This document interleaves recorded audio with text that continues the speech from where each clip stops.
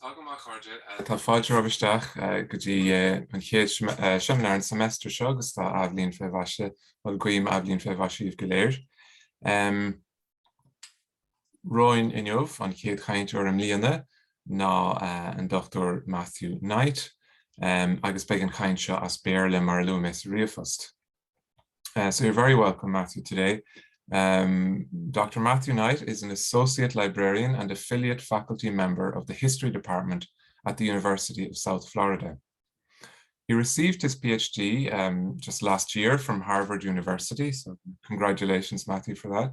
His dissertation, Our Gaelic Department, the Irish Language Column in the New York Irish American 1857 to 1896, explores the efforts of Irish immigrants in North America to preserve and cultivate the Irish language.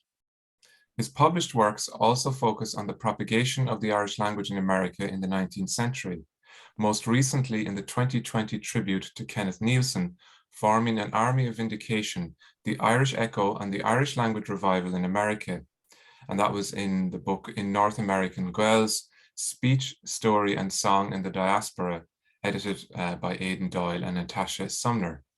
And also Matthew has published Gaels on the Pacific, the Irish Language Department in the San Francisco Monitor, 1888 to 1891 in Éire, Ireland in fall-winter 2019.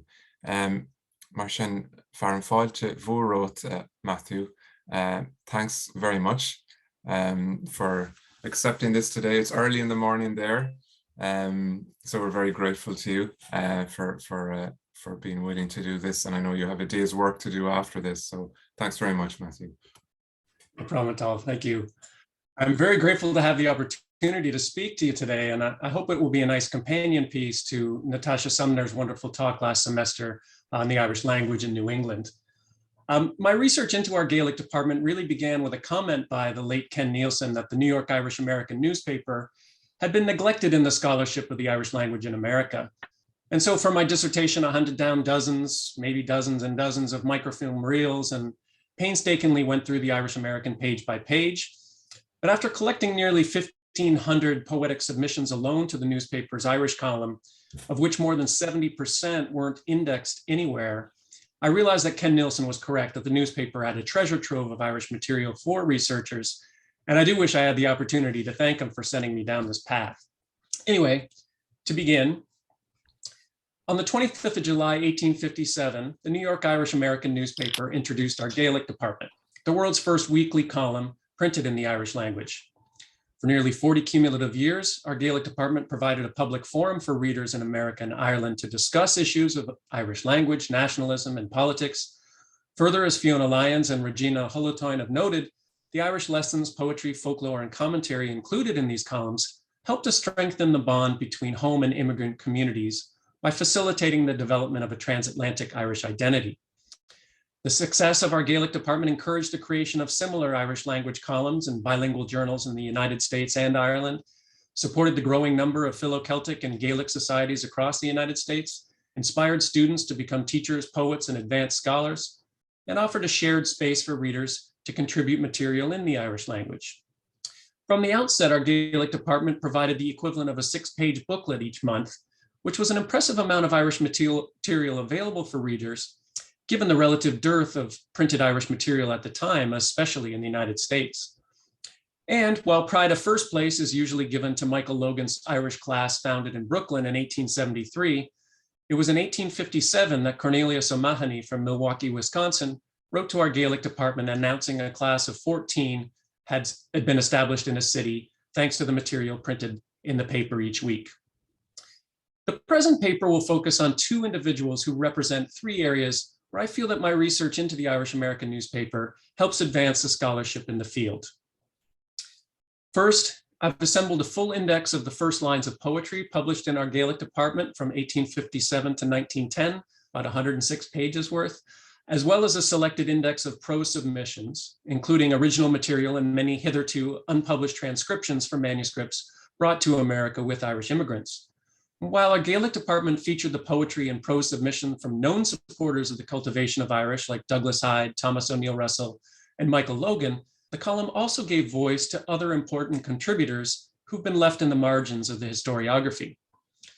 Secondly, the creation and progress of the many Irish language societies that emerged in the late 1870s and 1880s are documented in my dissertation thoroughly and chronologically, with street addresses given to provide researchers with concrete details for future studies or maybe a potential digital humanities project.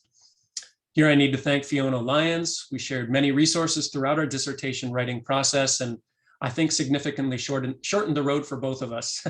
In fact, if the Irish societies in America and Ireland were as amicable, their efforts may have been more successful in the 19th century. As it stood, however, contentions and divisions among Irish students and scholars in the 19th century Irish societies, as well as ongoing feuds involving combatants on both sides of the Atlantic, were common and demonstrated the lack of leadership and unity in the movement to preserve and cultivate Irish.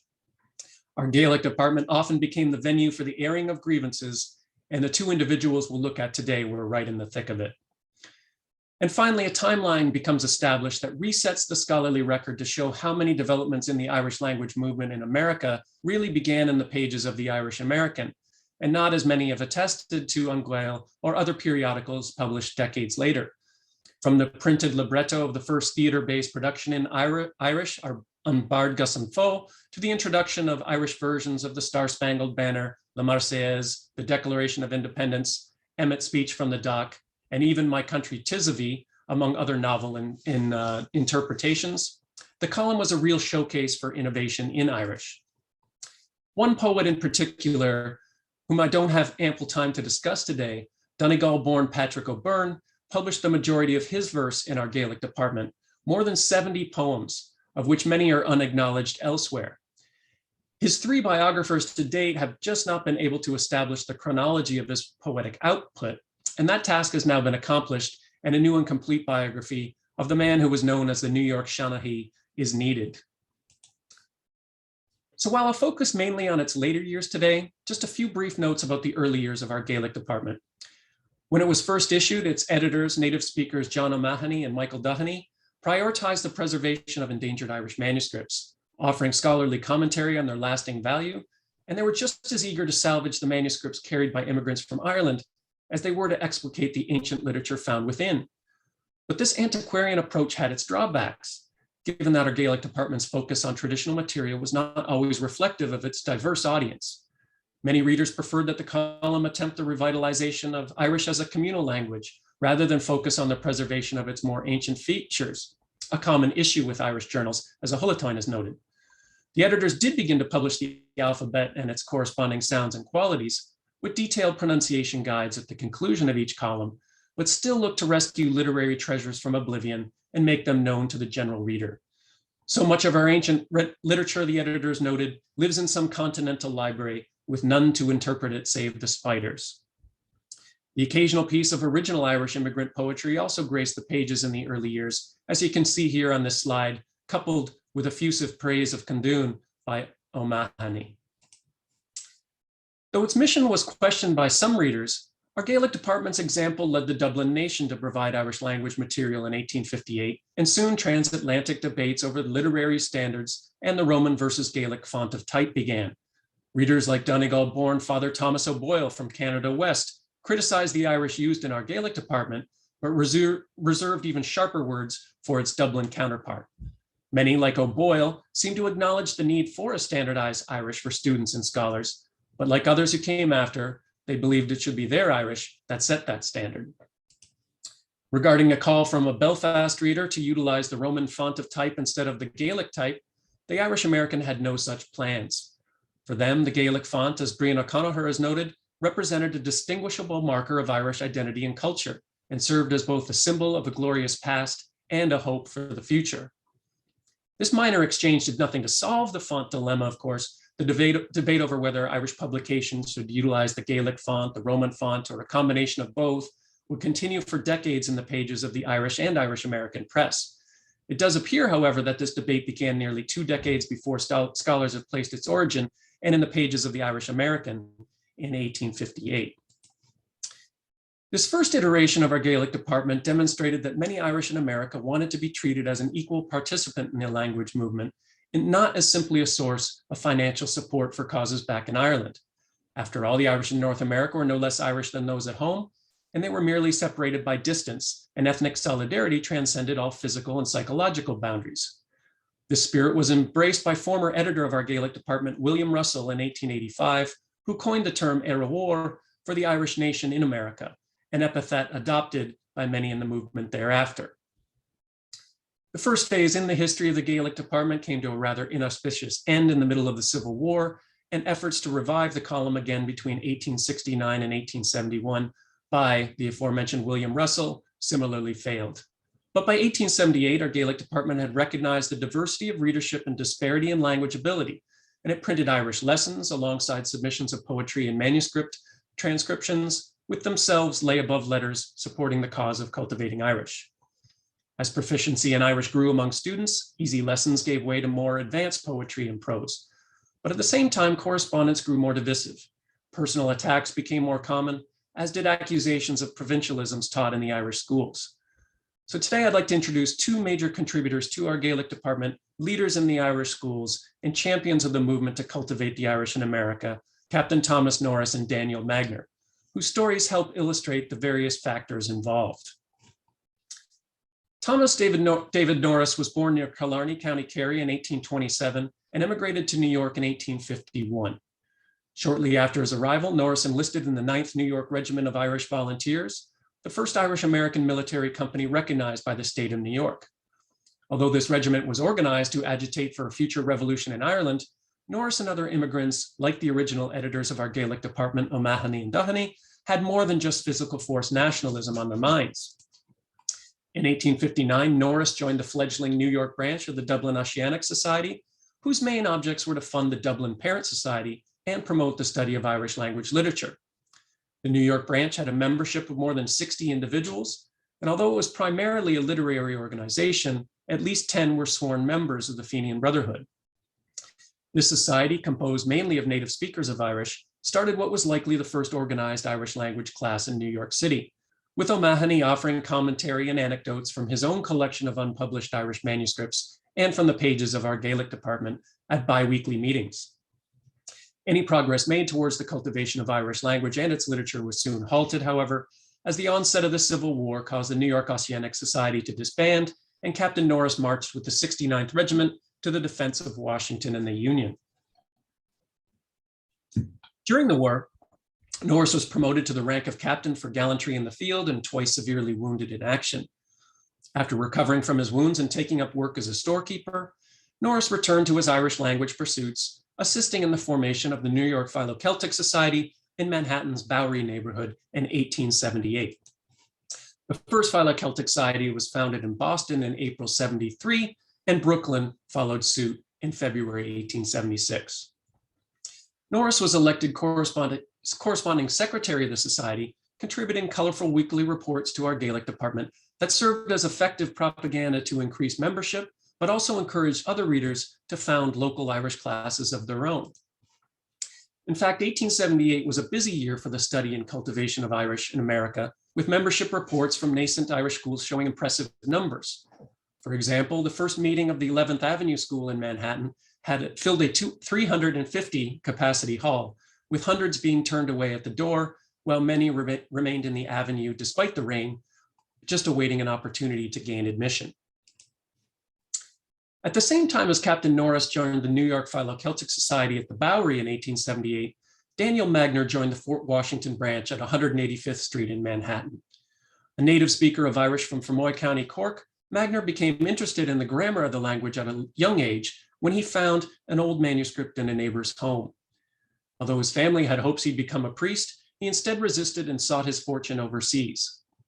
He emigrated to New York and was naturalized in 1874. Excuse me. Yet while Captain Norris was a war hero and successful businessman, Magner found himself among the lower classes in America, taking up work as a street sweeper. A reporter who learned of his reputation as an Irish scholar described in a published expose how, with hands raw and blistered from his job cleaning streets, Magner spent many lonely hours poring over discolored and moth-eaten manuscripts given to him by other Irish immigrants in a home haunted by the ever-present specter of poverty. Even Gaelic League co-founder Thomas O'Neill Russell, who seldom had a kind word for anyone in the press, noted in the same article that Magner could be the equal of Eugene O'Curry if only allowed more time for study. Prominent Fenian and nationalist Jeremiah O'Donovan Russa attested to Magner's excellent command of Irish, noting that, quote, he would occasionally come into my office, sit down and talk Irish, talk at his slucht, whereas only a few other men in New York could talk. Russa also recommended Magner be made Irish language professor for the chair of Gaelic that was being established at the Catholic University of America in 1896. Like Norris, Magner took to the popular press for the cause of Irish and admonished those immigrants who remained aloof from efforts to cultivate their language, and invited all to attend free Irish lessons and classes offered in Manhattan and Brooklyn. The efforts of Magner, Norris, and others to promote the study and the propagation of Irish paid dividends, and by the mid-1880s, there were more than 50 Irish language societies across America. Whether styling themselves Philo-Celtic societies, Gaelic societies, or societies to preserve the Irish language, organizations sprang up in Boston, Lawrence and Malden, Massachusetts, Louisville, Kentucky, San Francisco, California, Galveston, Texas, Baltimore, Maryland, Providence, Rhode Island, Philadelphia, Scranton, and Oil City, Pennsylvania, Hartford and New Haven, Connecticut, Charleston, South Carolina, St. Louis, Missouri, Mobile, Alabama, and of course, Chicago, Illinois. Significantly, even though many of these Irish societies affiliated themselves with the Dublin Society for the Preservation of the Irish Language, the Irish in America were not merely funding a language movement in Ireland. As Pádraig de Brún has noted, these immigrants looked to develop a revivalist consciousness to reintegrate that part of their past that was either lost to them or never fully explored. It was as much about their future as that of Ireland herself. As the variations in names suggest, these societies and their individual members failed to work in an organized, concerted fashion, often holding their own philosophies regarding spelling, grammar, pronunciation, and provincialisms. There was no disagreement, however, with the assertion that the Irish in America were part of a storied heritage and culture, possessing a rich literary tradition that needed to be honored and preserved. Nor would any deny that the language was the heart of this cultural inheritance, and that Irish needed to be cultivated and regularly utilized in order to protect the distinct nationality of Ireland in America. This prompted spokesmen like Norris and Magner to continually complain that the Irish language was not on the platform of home rulers, land leaguers, or physical force nationalists, and they taunted the men and women who felt shame in speaking Irish around nativists who might think that they did not know English, or who came to a few classes and then only attended special anniversary entertainments thereafter. Especially sharp derision was aimed at those Irish immigrants who achieved a high level of Irish language ability in the schools, but refused to assist the movement by becoming teachers in the very societies that trained them. Whether in agreement or at odds with one another, however, the Irish societies continued to report their individual progress to our Gaelic department, and the Irish material consistently filled between 2/3 and one full page of the Irish American in the early 1880s. In this way, a bilingual public forum was enjoyed by readers from Ireland, Canada, and throughout the United States, some of whom contributed to the newspaper's columns each week. Norris and Magner were two of the major contributors to the Irish language column in our Gaelic department over the following 2 decades. They variously submitted transcribed, original, and translated poetry, narrative prose from manuscripts, and social commentary in the correspondence section. Norris went on to contribute more than 30 poems, excuse me, the majority original and patriotic compositions, as well as several narratives transcriptions from old manuscripts given to him by fellow immigrants.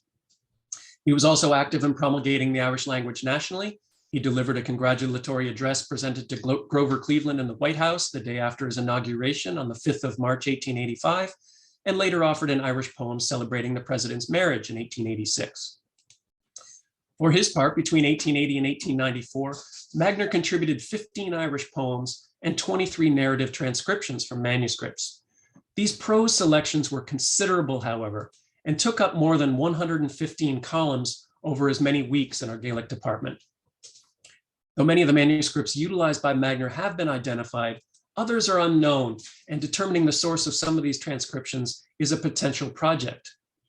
According to Natasha Sumner, several of the Fenian tales are not found elsewhere, for example, making our Gaelic department as important for its trove of narrative material as it is for its verse. In addition to these historic texts, Magner would also offer original translations, like his version of the Declaration of Independence to commemorate the 4th of July in 1884. Notwithstanding their participation in the same cause to cultivate and preserve the Irish language, Magner and Norris became bitter adversaries in the popular press. Their feud began in February 1882 after Michael Logan, editor of An Gael, published a new bilingual frontispiece to his journal. Magner and Norris and many, many others criticized Logan's Irish on the title page and offered their own improved version. Although the header was not 20 words in length, disagreements over this title page and arcane points of grammar continued in our Gaelic department from February 1882 through December 1882. In the end, Norris shifted to the side of Logan on these issues, and the two men became convenient targets for Magner and Irish scholars in the coming years, whenever grammatical, philological, or dialectical issues arose. Anyone familiar with the hum and the genitive case debate, this is where it began with Logan's frontispiece here.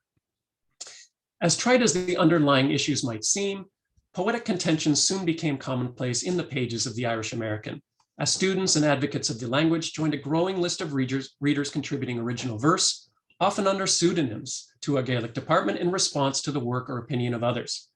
Although some individuals took offense at this practice, a handful of scholars looked to emulate the centuries-old bardic contentions, where poets showered their darts of satire at each other and received in turn every reply to their linguistic assaults, but eventually concluded to call the matter a fairly divided issue. The purpose of these good-natured poetic contentions was ultimately the survival of the Irish language and of the language and customs of Ireland, and seemed a fitting model for the students and scholars of the Irish in America to emulate. However, one of the major themes in these contentions was the fundamental argument over exactly what Irish should be cultivated and preserved. Magner and like-minded advocates were convinced that Irish schools should be teaching a literary standard, if not the ancient language of Keating. On the other hand, Norris, Michael Logan, and others believed that the language currently spoken by the people should be favored, else the entire movement would lose support. By the latter half of the 1880s, assisted in part by the continued use of pseudonyms, poetic contentions in our Gaelic department had turned into bitter disputes, which debased and humiliated those who purportedly shared the same overarching goal of cultivating and preserving Irish. And more often than not, Norris stood on one side with Magner on the other. For example, in one bitter feud, Donald Crimmon, who Norris alleged was Magner under a nom de plume, submitted Corla don Taoiseach de Nora, in which he stated that Norris should not write in Irish anymore, while deriding Michael Logan in the process. After Norris attempted to defend himself, none other than the Spirit of Irish wrote, wishing that Norris and Logan would give up their efforts studying her altogether. Using his own name, Daniel Magner contributed a short poem addressing both Finn McCool and Oisin, and beneath these verses added a final cut, declaring that Norris spoke the Irish language like a pig and should simply be ignored. Also, in a jocular twist, an Irish student named Daniel Crimmon wrote to the column to ask that his name please be not used as another person's pseudonym in the future. Despite this animosity, both Magner and Norris continued to offer original and edit manuscript materials for our Gaelic department. Eventually, however, scholars began to criticize Magner for his submissions. He was asked by one reader to, quote, give up on the Finn McCool business and avoid archaic language, while another complained that to digest and assimilate such literary food without the age of extensive dictionaries, a scholar would need to be endowed with the digestive powers of an ostrich. Even the president of the Bowery Philo-Celtic Society declared, we are far more anxious to be able to read and speak the language of the living present than the dead past, and begged Magner to stop poring over worn manuscripts and instead publish short tales from his boyhood days to better serve students in the schools. And so without prior notice, Magner ceased publishing Irish material in the popular press in 1892. Given Magner's absence from the Irish columns, Captain Norris began to submit more frequently, offering manuscript transcriptions and the occasional poem. Some of the latter were quite successful. His rendering of My Country 'Tis of Thee, for example, was sung with a choral accompaniment at a fellow Celtic Society outing, and another found a place in Usby D. Cleaver's reprinted Dúnara na Nua-Gaeilge. Norris also found inspiration in unlikely places, penning a mock bardic poem addressing Lord Dunraven, who'd built the yacht Valkyrie to vie for the America Cup, only to be soundly and fairly defeated by the American ship Vigilant in the race.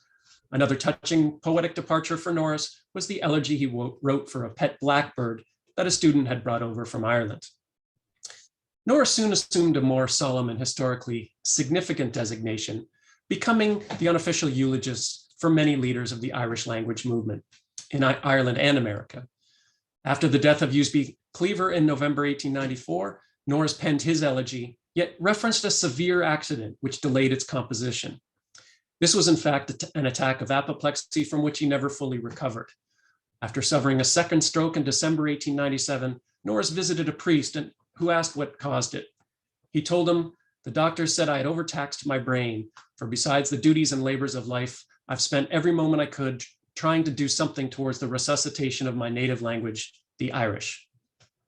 His physical condition notwithstanding, Norris refused to back down from his life's pursuit.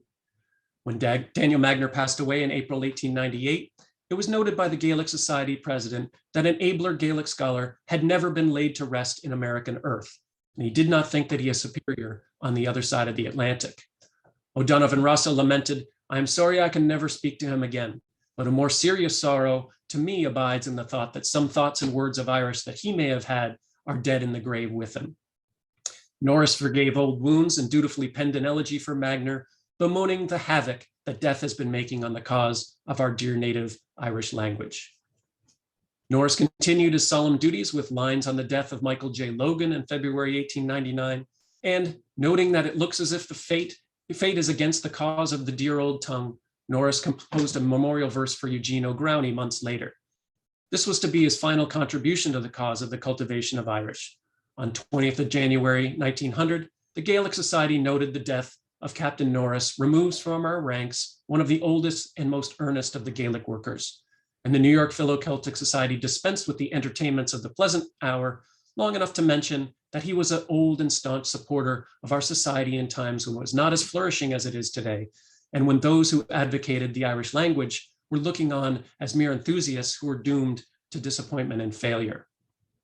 While Norris, the last survivor of the New York Oceanic Society, lived to see the day when a true international movement to revive the Irish language had finally begun to flourish through the efforts of the Gaelic League, the tradition of memorializing Irish scholars in our Gaelic department passed away with him. His Irish elegy was never composed. Further, by 1900, our Gaelic department had ceased to be a formidable source of Irish language material, original Irish language material, and it became merely a clearinghouse of reprinted columns from other publications in Ireland and America, with only an occasional original piece. Norris and Magner are prime examples of why the Irish cultivation efforts failed in the United States. Individuals and societies were united in one singular purpose, but were hopelessly divided on the necessary process to achieve it. Distinct personalities and their fundamental philosophical difference over orthography, pronunciation, and grammar only grew more entrenched and unwavering after the Philo-Societies began in 1873. This failure to unite under one leader or cohesive strategy eventually transformed the cultivation of the Irish language from a nationalistic manifesto into just one of many planks in the platform of developing Irish cultural identity in America. Further, while Irish immigrants initially attempted to forge a hybrid identity in America with the study of the Irish language at its core, members of the Gaelic societies eventually preferred a hyphenated identity, with Irish joining the music, literature, and history of Ireland as points of pride, if not intellectual pursuit. Certainly Magner and Norris wished otherwise, but given their refusal to put aside petty differences and unite under one organization for the cause, they'd inadvertently fostered a small, scattered, and disunited group of societies who, as Una Navrimmel notes, just happened to be focused on the same goal.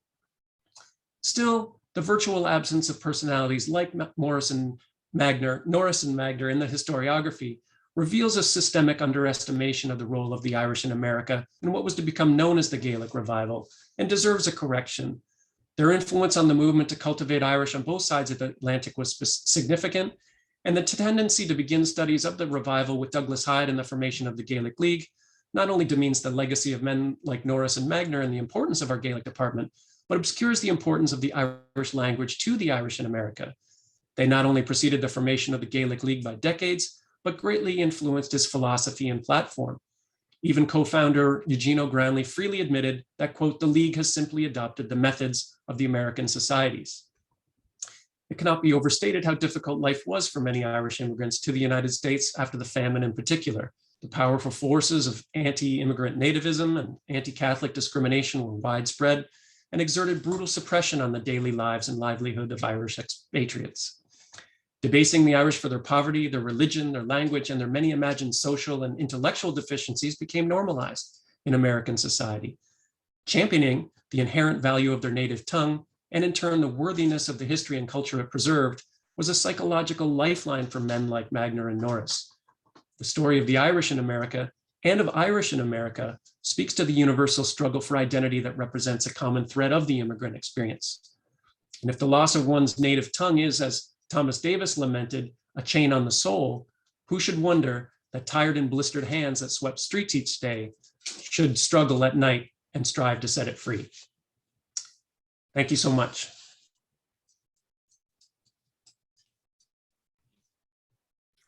Anava, Matthew, excellent. Thanks very much. Does anyone have any questions from Matthew based on anything he said?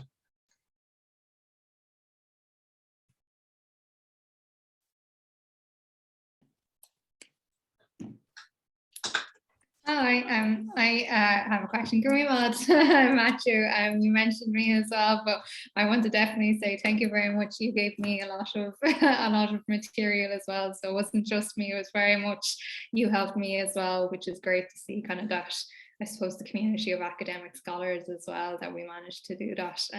Over the pandemic, we managed to share a lot of material and got us both through the PhD in Viva. But I just, I suppose I wanted to just ask you a quick question. You kind of focused a little bit, I suppose, in New York with kind of Magner and as well with Norris. Do you think that that perhaps played a factor at all? I suppose we both questioned that as well when you look at the Irish and the West, and then you have the Irish and in the East as well. Do you think there was perhaps an underlying kind of sense maybe of competitiveness or anything like that due to the societies? Or do you just think it's perhaps just a clash of opinions and ideas? It's a great question, and one you can only infer some of these things from the text that you see, but more and more it's becoming clear that so many of those in the movement just absolutely detested Michael Logan, you know, and Thomas O'Neill Russell as well, and often for different reasons. They didn't lump them together because they detested each other as well. So I think so much of it was personality, and that's what's really sad. I think personality more than philosophy, because some of the societies were actually trying to use the first, second, third book to establish a standard, and boasted of the fact that their schools, you could come from Connacht or Munster and be adequately served in the schools, whereas others would continually mock and deride. You know, Pádraig O'Byrne was absolutely lambasted by O'Neill Russell numerous times for his Donegal Irish. And so, yeah, sometimes I think a lot of it was personality. And you see that too in the contributors. You see very different contributors to An Gael in the 1880s and 90s than you do to our Gaelic department. And even the Chicago Citizen, I think Pádraig O'Byrne started to submit there because he was tired of the antics of some of the members in New York. So it really interesting. But without diaries or journals, it's hard to say, but it is clear that the personality issue was untenable, sadly. And it took only 3 or 4 big names to sort of spoil it for everybody. Yeah, I know, cool, bring me mad.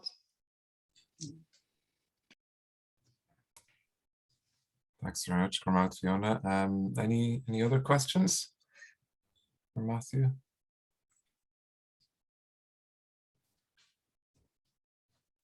Yeah, gur magad Pádraig. Matthew, gur míle maithigad sin. I was really interesting. I actually was, my question was more lines of Fiona's, you know, it's really, and as you said, it's just very unfortunate and very sad, isn't it? You know, because so much more could have been done, you know, but talk today was really interesting. I really enjoyed it. So thanks very much. Would you be happy to maybe make the slides available for us? Absolutely, yeah. I can send the slides, and I've also been sharing the index with folks. It would be great to have it published. I don't see that that's going to happen. So if anyone's interested, just let Pádraig or get in touch with me, and I can help you out. But I will definitely share the slides right after. Absolutely, no problem. And I'll just add that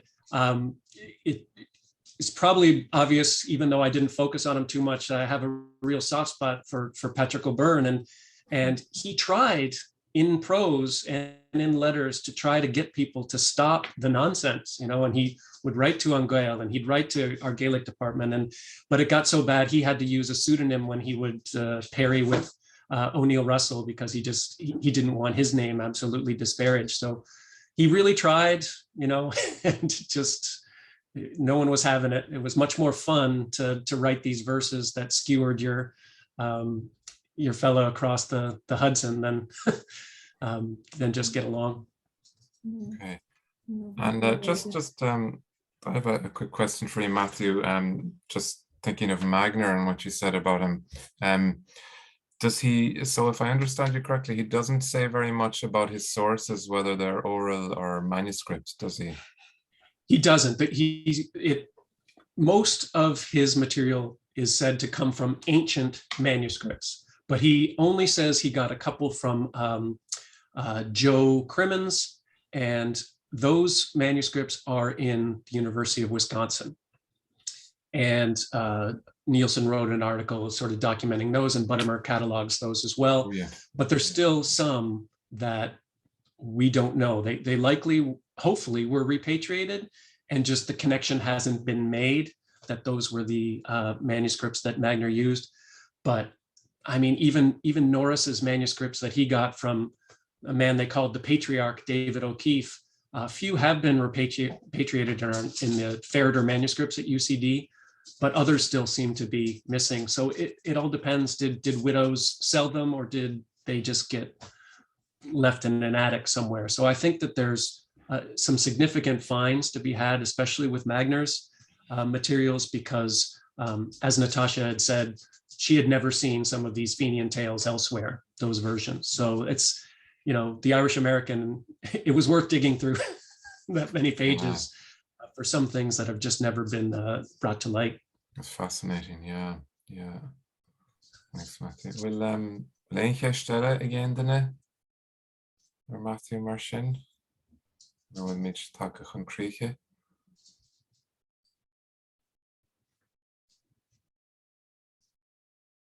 Well, Mhór will ein cheist.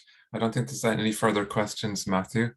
So Gurmil Magat, agus Gurmil Magaf Gachéine as Chacht. So thanks everyone, and thanks for coming. I'll stay on the line, Matthew, just for a quick chat. Ach an chuid Gurmil Magaf as Chacht.